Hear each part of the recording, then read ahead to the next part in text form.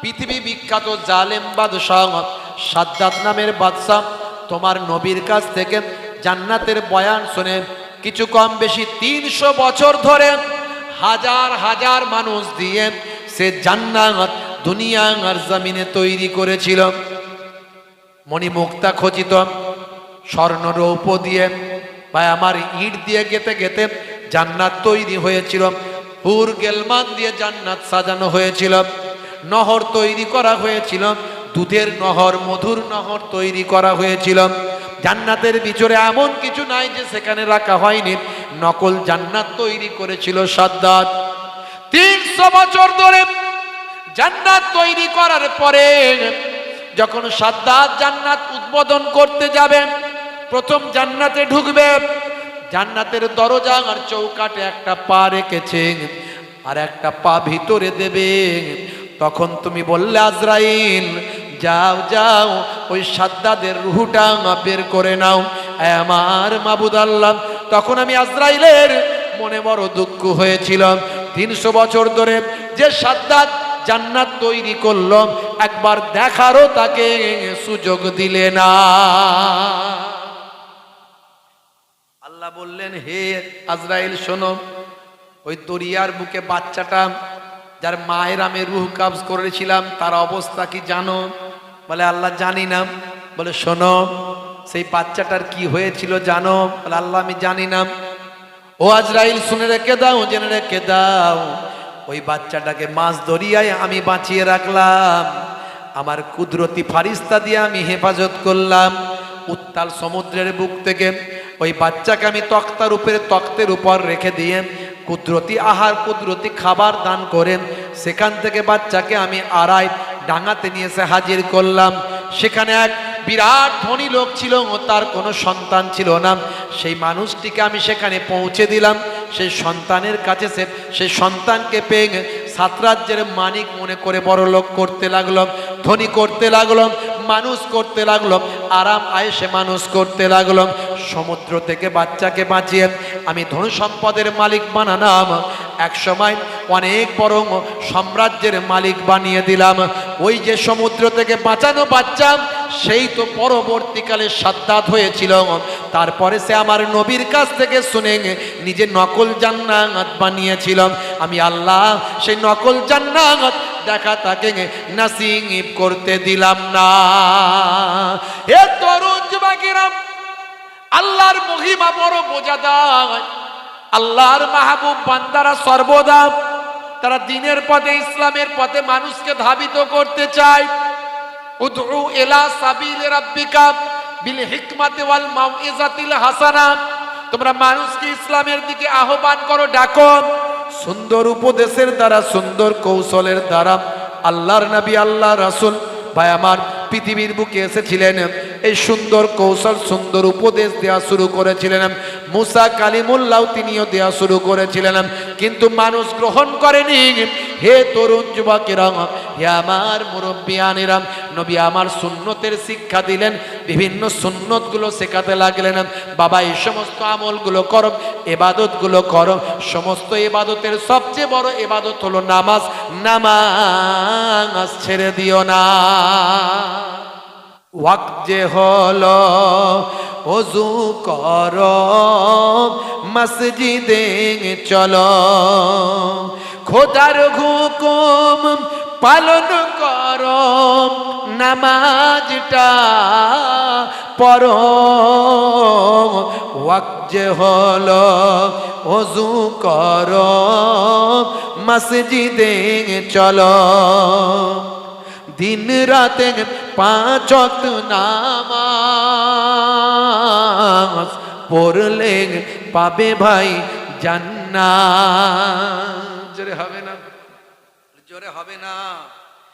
ফজরের সময় হলে মসজিদে যাও তুমি চলে, থেকো না বিছানায় শুয়ে, খোদা দেন রহমত ঢেলে।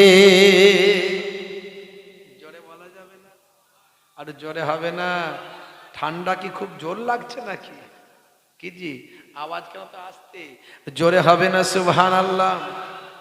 জোহরের সময় হলে কাজটা দাও তুমি ছেড়ে, কিছু সময় দাও নামাজে, সফলতা আসবে চলে।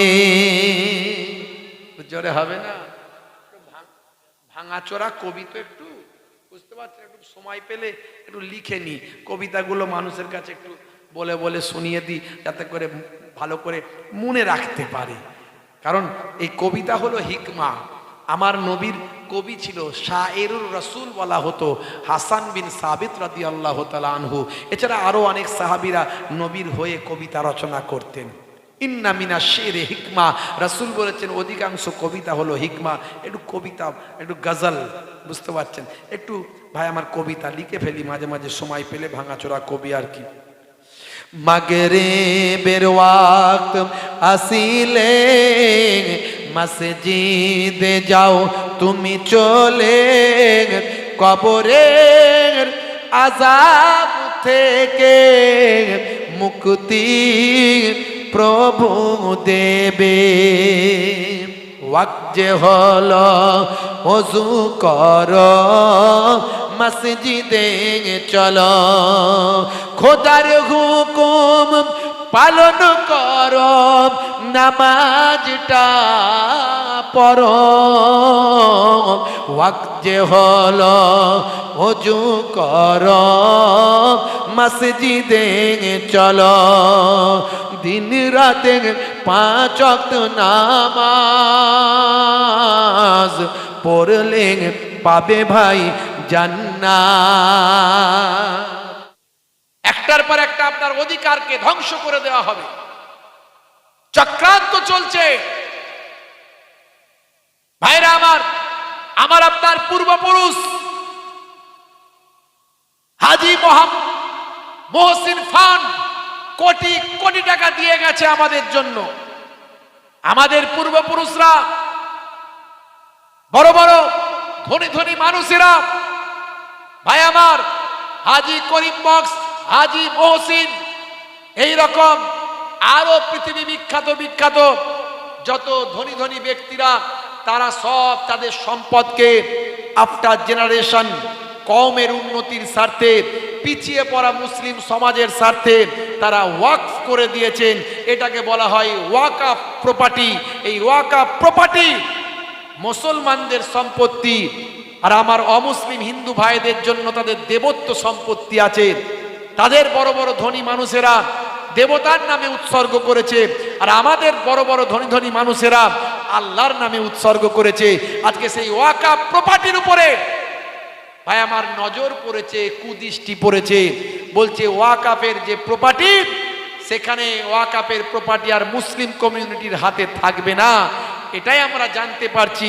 নতুন বিল আনা হচ্ছে, সেই বিল পাস হলে ভাই আমার কেন্দ্র সরকার সে নিজে নিয়ে, কেন্দ্র সরকার নিজে নিয়ে কেন্দ্র সরকারের অধীনে ওয়াকফ প্রপার্টি পরিচালিত হবে।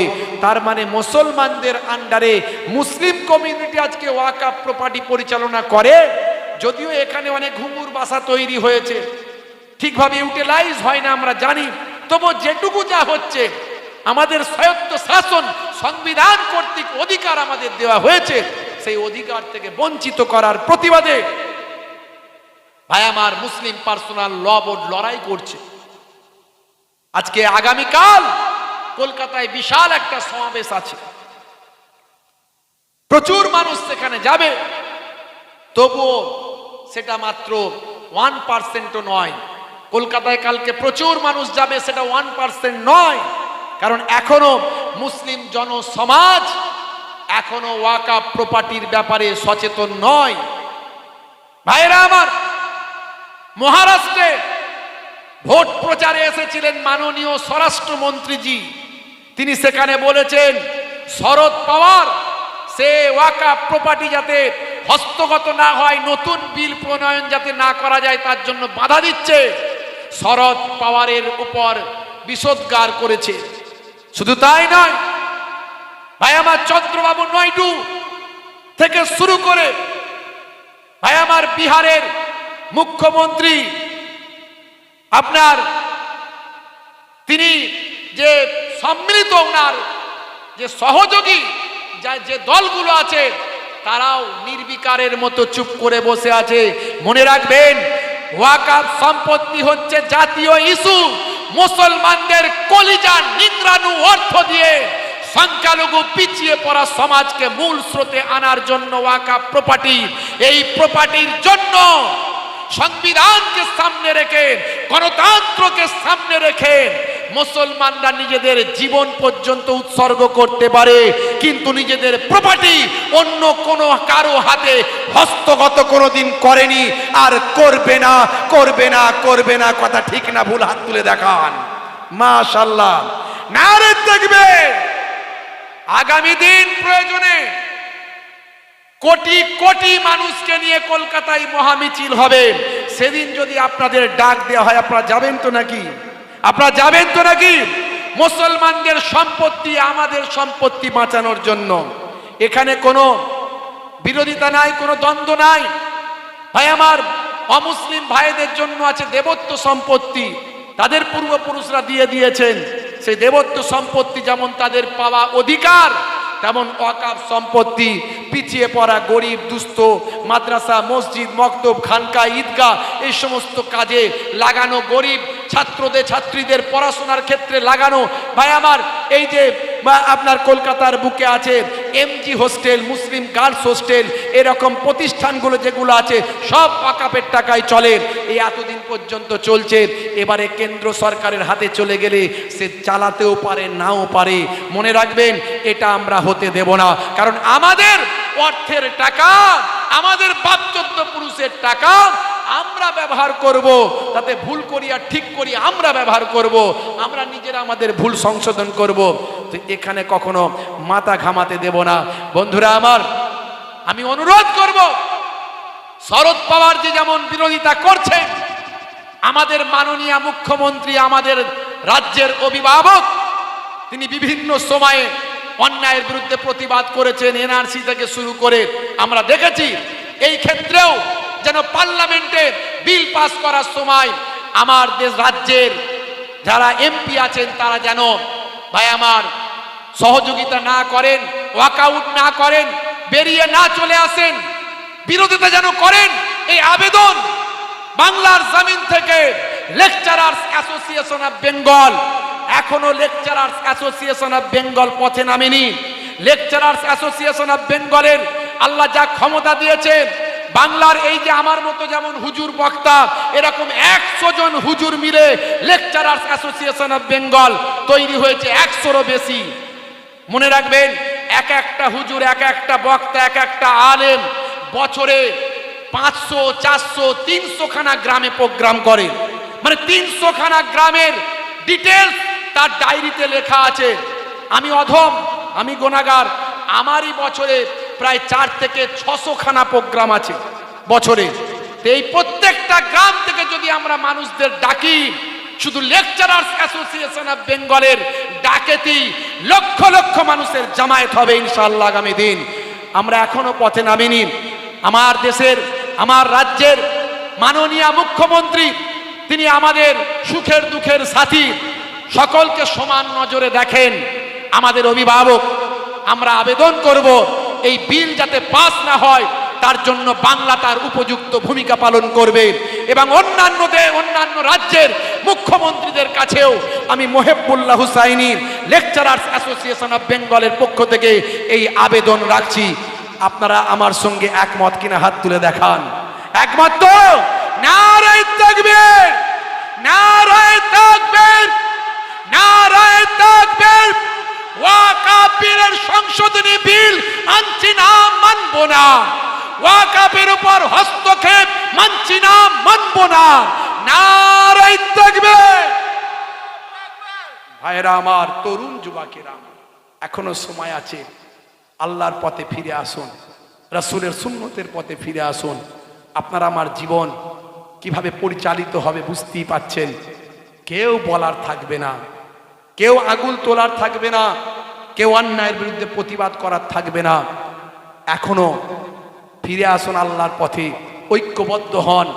আপনি আপনার মাযহাব, সিলসিলা, দল মত, আপনি দেওবন্দি, আপনি বেরলভী, আপনি আহলে হাদিস, আপনি লামাযহাবী, আপনি ফুরফুরা, আপনি তালতালা, আপনি চরমনাই, আপনি জৌনপুরি, আপনি অমুক, আপনি তমুক, হ্যাঁ, আপনি সিপিএম পার্টির মুসলমান, তৃণমূল পার্টির মুসলমান, কংগ্রেস পার্টির মুসলমান, যে পার্টিরই হন না কেন, কলকাতায় যখন আপনার মেয়েটা পড়তে যায় তখন মুসলিম গার্লস হোস্টেলে থাকে। এই মুসলিম গার্লস হোস্টেলটা ওয়াকাফের টাকায় চলে।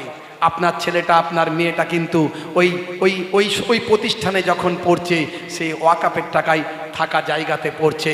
অতএব ভাই আমার, দল দলের জায়গায় থাকবে, পলিটিক্স পলিটিক্সের জায়গায় থাকবে, আপনার মাযহাব সিলসিলা তার জায়গায় থাকবে, কিন্তু যখন কওমের উপর আঘাত আসবে তখন সমস্ত মুসলমান শুধু নয়, শুভবুদ্ধি সম্পন্ন হিন্দু, খ্রিস্টান, জৈন, বৌদ্ধ যারা সেকুলার, তাদের সকলকে নিয়ে আমাদের এগিয়ে যেতে হবে। কথা ঠিক না ভুল বলেন ভাইরা আমার?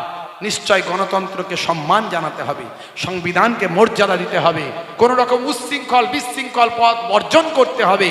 আমাদেরকে শৃঙ্খলাবদ্ধভাবে জীবন যাপন করে অন্যায়ের বিরুদ্ধে আমাদের রুখে দাঁড়াতে হবে। বলুন ইনশাআল্লাহ। বাপেরা আমার, তরুণ যুবকেরা আমার, কারণ যে কারুনের কথা বলছিলাম, তাহলে সে কারুনের কথা ছোট্ট করে বলে শেষ করে দিই। কারণ মুসা নবীকে অপমান করতে চাই, মনে আছে তো? মনে আছে? একবার দরুদ শরীফ আল্লাহুম্মা।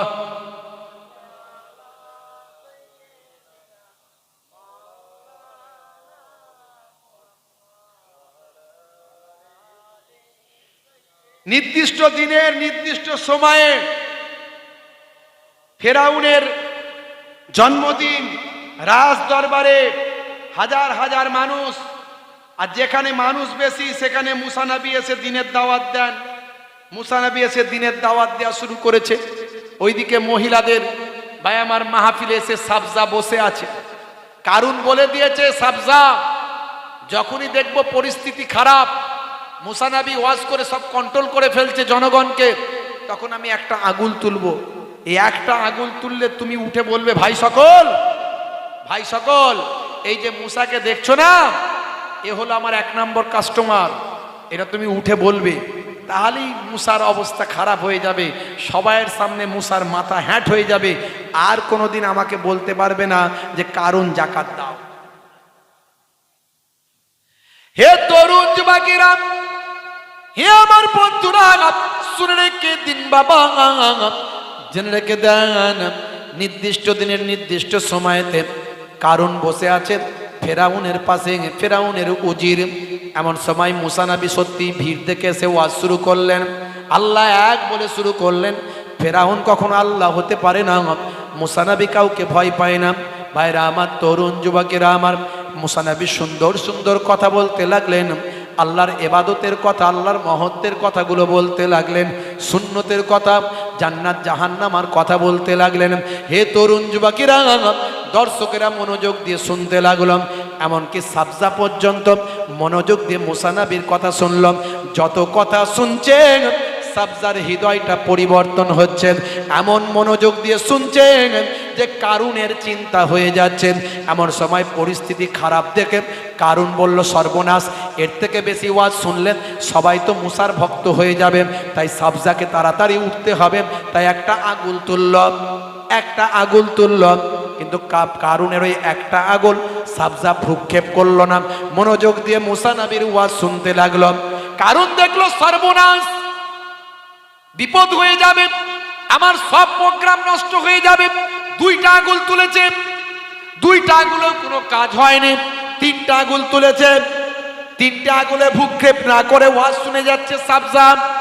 কারুন দেখলো সর্বনাশ, নিরুপায় দেখে মজলিস থেকে, স্টেজ থেকে নেমে গেল, পেছন দিক থেকে ঘুরে মেয়েদের প্যান্ডেলে, ভাই আমার ভিতরে গিয়ে মেয়েদের প্যান্ডেলের ভিতরে চলে গেল। সবাই অবাক, সাবজার পেছনে গিয়ে বসে গোঁতা মারতে শুরু করলো। সাবজা ওঠ, তাড়াতাড়ি ওঠ, তোকে কি এই জন্য নিয়ে এসেছি?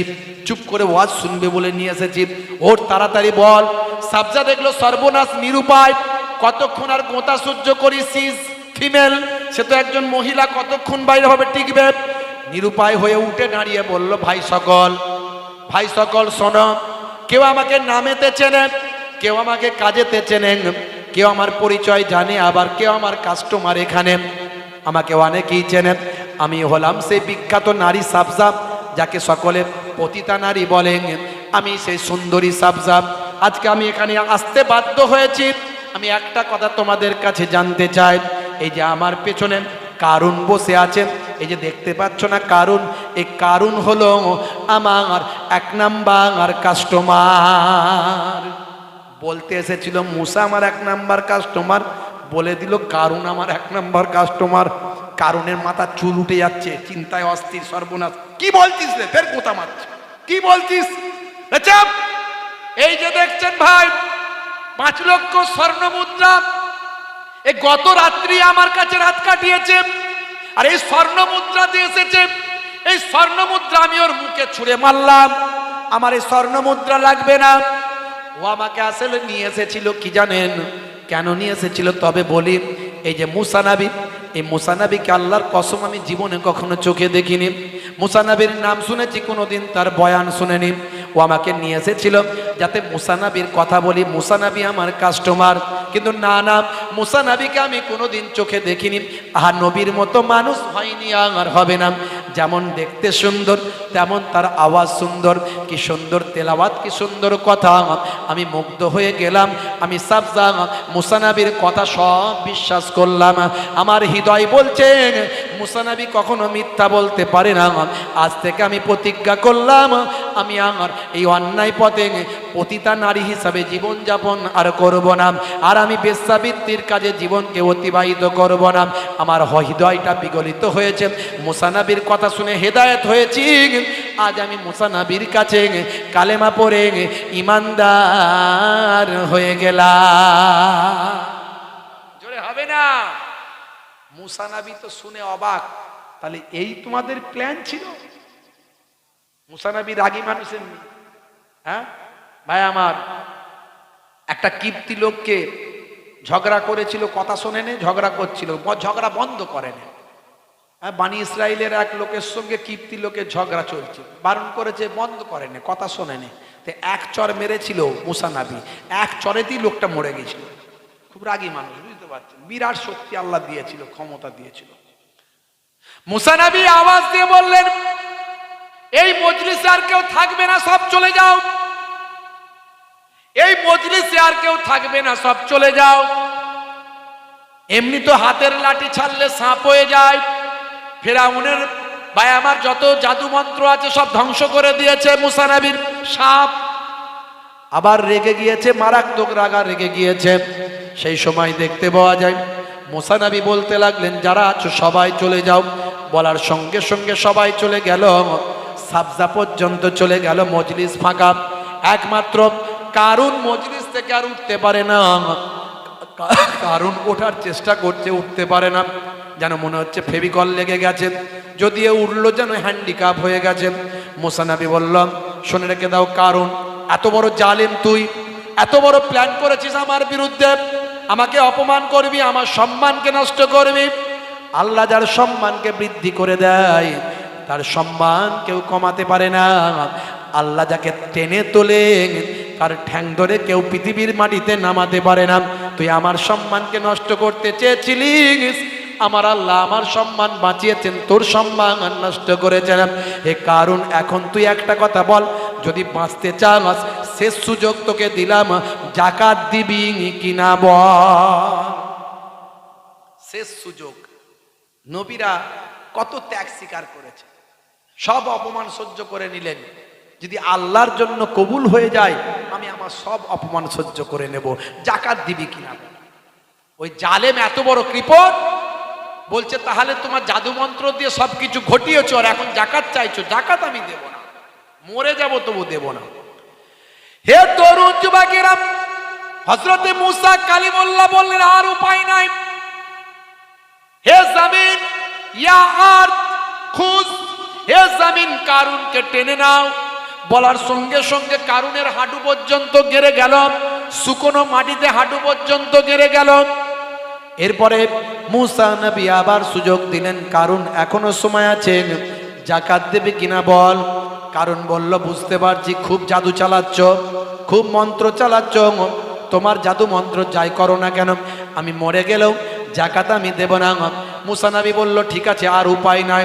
হে কাহে জামিন ইয়া আট খুজ, হে জামিন কারুনকে টেনে নাও। বলার সঙ্গে সঙ্গে বুক পর্যন্ত টেনে নিলাম, শুকনো মাটিতে বুক পর্যন্ত গেড়ে গেলাম। হে কারুন, এখনো সময় আছে, বল জাকাত দিবি কিনা? এত বড়ই কৃপণ, এত বড়ই জালেম, এত বড়ই নবীর দুশ্মন, আল্লাহর দুশ্মন, বলে মরে গেলেও জাকাত আমি দেব না। আমার কষ্টের টাকা আমি জনগণকে কখনো জাকাতের অংশ আমি জনগণকে দেব না, বড় লোক করব না। হে তরুণ যুবকেরা, এমন সময় মুসা নবী বললেন, ইয়া আট খুজ। বলার সঙ্গে সঙ্গে কারুনের সারা শরীরটা জামিনের তলায় দেবে গেল। শুধু কারুনের শরীর নয়, আল্লাহ কোরআন মাজিদে বলেছেন, সূরা কাসাস খুলে দেখুন 81 নম্বর আয়াত। শুধু কারুনের শরীর নয়, তার সমস্ত সম্পদ যা কিছু ছিল সব জমিনের তলায় চলে গেল। আমার আল্লাহ সুন্দর করে বললেন, ফাখাশাফনা বিহি ওয়া বিদারিহিল আরদ ফামা কানা লাহু মিন ফিয়াতিন ইয়ানসুরুনাহু মিন দুনিল্লাহ ওয়া মা কানা মিনাল মুনতাসিরিন। অতঃপর আমি ভূগর্ভে পতিত করলাম কারুনকে ও তার প্রাসাদকে। আল্লাহ ব্যতীত তাকে সাহায্য করার কোনো দল ছিল না, আর সে নিজেকেও রক্ষা করতে পারল না। তার সমস্ত সম্পদ সহ আমি আল্লাহ জামিনের তলায় তাকে তলিয়ে দিলাম। আজও মিশরের কায়রোতে যান, কায়রো থেকে 80 কিলোমিটার দূরে একটা হ্রদ পাবেন। হ্রদ যারা গেছেন তারা এসে বলেছেন সেই হ্রদটার নাম হলো কারুন হ্রদ। আজও মানুষ সেখানে গিয়ে সেই জায়গাটা দেখে আসে।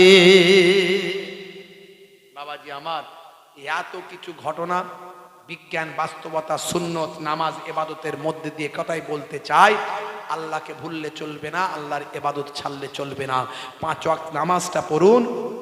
আর সুন্নতগুলোর মধ্যে এত সুন্নত বললাম, ডান দিকে কাত হয়ে ঘুমানো সুন্নত, বসে পানি পান করা সুন্নত, চেটে পুচে খাওয়া সুন্নত, হ্যাঁ, পায়ের গিরার নিচে পোশাক যেন না যায়, এই সব কিছু এত কিছু বললাম। ভাই আমার, কোন সুন্নত কবরে গেলে দেখা যাবে না। খাওয়া দাওয়ার পরে মিষ্টি খাবেন, নবী পছন্দ করতেন। এই এত কিছু যা বলেছি সব কিছু, ঘরটা মাঝে মাঝে ঝাড়ু দেবেন, স্ত্রীর সঙ্গে ছোট ছোট কাজগুলো করবেন, নিজে হাতে বাজারটা মাঝে মাঝে করবেন, নবী করেছেন বলে। ছেঁড়া জামা ছেঁড়া জুতো মাঝে মাঝে নিজে হাতে সেলাই করে পরতে পারেন, নবী পরেছেন বলে। এক আধ দিন পরলেন, হ্যাঁ, নবী পড়েছেন, এগুলো সব সুন্নত। কিন্তু কবরে গেলে কোনো সুন্নত দেখা যাবে না। একটা সুন্নত দেখা যাবে, সেটা হলো মুখের দাড়ি। দাড়িটা ছোট হোক আর বড় হোক রাখুন। বড় রাখতে লজ্জা লাগছে, ছোট রাখুন। বিরাট কোহলি, হরভজন সিং, লিওনেল মেসি, পৃথিবী বিখ্যাত নায়ক আর গায়ক, খেলোয়াড়, প্লেয়ার এখন ফ্যাশন দাড়ি রাখছে। দাড়ি হলো সৌন্দর্য। আপনি সৌন্দর্য মনে করে নয়, নবী রেখেছেন তাই, নবীর সুন্নত মনে করে তাই। হতে পারে দাড়িটা ছোটই রাখুন, আজ ছোট রাখেছেন, কাল বড় হয়ে যেতে পারে, কিন্তু নবীর সুন্নত মনে করে যদি রাখেন, কখন মারা যাবেন কোনো গ্যারান্টি নাই। কাফনে জড়িয়ে কবরে দিয়ে দেওয়া হবে, মুনকারে নাকির ফারিস্তা এসে বলবে মান রব্বকা, দেখতে পাবে মুখে দাড়ির দেখা, হতে পারে ওই দাড়িটা হবে নাজাতের জারিয়া। অস্ট্রেলিয়ার ব্রিসবেনে দাড়ি নিয়ে গবেষণা হয়েছিল, ইউনিভার্সিটি অফ কুইন্সল্যান্ডে দাড়ি নিয়ে গবেষণা করেছিল বিজ্ঞানীরা। ইউনিভার্সিটি অফ কুইন্সল্যান্ডের বিজ্ঞানীরা, স্বাস্থ্য বিশেষজ্ঞরা, গবেষকরা গবেষণা করে বলল, যাদের মুখেতে দাড়ি আছে, সূর্য থেকে একটা ক্ষতিকারক রশ্মি আসে, সেটা হলো অতি বেগুনি রশ্মি, যেটা আমরা ছোটবেলায় বিজ্ঞানের বইয়ে পড়েছি। এই অতি বেগুনি রশ্মি যখন আমাদের শরীরের মধ্যে এসে পৌঁছায়, যাদের মুখে দাড়ি আছে, দাড়ি আমাদের স্কিনকে, মুখকে অনেকটা ওই ক্ষতিকারক রশ্মি থেকে বাঁচিয়ে দেয়। শুধু তাই নয়, যত আপনি ব্লেড আর খুর চালাবেন দাড়িতে, আপনার এখানকার স্কিন সবচেয়ে পাতলা এবং এখানকার যে নার্ভগুলো আছে, নিউরোগুলো আছে, এগুলো অতি দুর্বল। এগুলোর উপর আঘাত লাগে, এগুলোর সঙ্গে চোখের, ব্রেনের সম্পর্ক, এটা স্বাস্থ্যের জন্য ক্ষতি হয়। আই স্পেশালিস্ট, স্কিন স্পেশালিস্ট ডাক্তারদের সঙ্গে জিজ্ঞাসা করলে বুঝতে পারবেন। ভাই আমার, সব দিক থেকে প্রমাণিত হয় দাড়ি স্বাস্থ্যের জন্য উপকার। দাড়ি হচ্ছে সৌন্দর্য। একটা পুরুষ আর একটা মহিলা সব কাজ করতে পারে, একটা পুরুষ ডাক্তার মাস্টার, মহিলাও ডাক্তার, একটা পুরুষ ড্রাইভার, একটা মহিলাও ড্রাইভার, সব কাজ একটা মহিলা পারে, একটা পুরুষ যা পারে, একটা জিনিস পারবে না, মুখে দাড়ি পুরুষ রাখতে পারে, মহিলা দাড়ি রাখতে পারবে না। তাহলে একটা পুরুষের সঙ্গে একটা মহিলার সবচেয়ে বড় পার্থক্য হলো দাড়ি। আপনি ছোট হলেও রাখুন, আপনি পুরুষের মতো জীবন যাপন করুন। বাপেরা আমার, বাপ মাকে ভালোবাসবেন, স্ত্রীর সঙ্গে ভালো ব্যবহার করবেন, ছেলেদেরকে সুশিক্ষায় শিক্ষিত করবেন, নিজের অর্থের যত পারেন খরচা করবেন, কিন্তু সন্তানের যদি মেরিট থাকে ওই সন্তানটাকে 5 জনের 1 জন বানানোর চেষ্টা করবেন। মাথা উঁচু করে দাঁড়াবে। মুসলমানকে ভালোবাসুন, হিন্দু ভাইদের ভালোবাসুন, দেশকে ভালোবাসুন, দশকে ভালোবাসুন, সকলকে ভালোবাসুন, সুন্দরভাবে জীবন যাপন করুন, পৃথিবীর শ্রেষ্ঠ মানুষে পরিণত হবেন। নবীর সুন্নতের দাবিদারি করে একজন যোগ্য নবীর যোগ্য ভাই আমার উম্মতে আপনি পরিণত হন। কাল কায়ামতের দিনে নাজাতের জারিয়া পেয়ে যাবেন, দুনিয়াতেও স্যালুট পাবেন, আর এন্তেকালের পরেও ফারিস্তারা আপনাকে স্যালুট দিতে থাকবে। জোরে বলুন সুবহানাল্লাহ। যাই হোক, বিদায় নেব বাপ। যাওয়ার আগে একটুখানি ভাইয়েরা বলেছিল একটুখানি আপনাদেরকে দানের কথা, একটু ক্যাশ যদি একটু পারেন, যে যেমন পারেন আপনারা নিয়ে এসেছেন টাকা পয়সা, ভাই আমার এত টাকা খরচা, একটু যদি দেন আপনারা সহযোগিতা করেন তাহলে একটু উপকার হয়। আল্লাহর কোরআন বলছে মানজা আবিল হাসানাতে ফালাহু আসরু আমসালিহা, বান্দা 1 দেবে আমি আল্লাহ 10 দেব। জোরে বলুন সুবহানাল্লাহ। 1-এর বদলে 10 আল্লাহর কোরআন বলে দিয়েছে। ভাইয়েরা আমার, তরুণ যুবকেরা আমার, আমি আমার এই রুমালটা পাঠাচ্ছি, 2 জন ভাই একটু কমিটির ছেলে নিয়ে যান। 1-এর বদলে আল্লাহ 10 দেবেন। মন যদি বড় হয়, দাতাকে আল্লাহ পছন্দ যদি করে নেয়, এই সামান্য অর্থের বিনিময়ে আল্লাহ মালে মালামাল করে দেবেন। এই কমিটির ছেলেরা কে আছে একটু উঠে এসে একটু নিয়ে যান আমার এই রুমালটা, আমার এই হাজি রুমালটা নিয়ে যান। 2 বার আল্লাহর ঘর বাইতুল্লাহ ঘুরে এসেছে, রাসূলের রাউজা মোবারক থেকে ঘুরে এসেছে। জি হ্যাঁ, যার যেমন পকেটে আছেন কৃপণতা করবেন না। ধনী ভাই আমার, দাতা হলো আল্লাহর বন্ধু আর কৃপণ হলো আল্লাহর শত্রু। দানের বদলে আল্লাহ বড় মুসিবত থেকে আল্লাহ উদ্ধার করে দেন। আপনি দাদা পীরের সিলসিলার মানুষ, মনকে কুঞ্জুস করবেন না, কৃপণতা করবেন না। বেশি থাকলে বেশিটা দেন, একান্ত না থাকলে 1 টাকাই দেন, কিন্তু দাতা হয়ে যান। 1-এর বদলে 10, 100, 700 বেহিসাব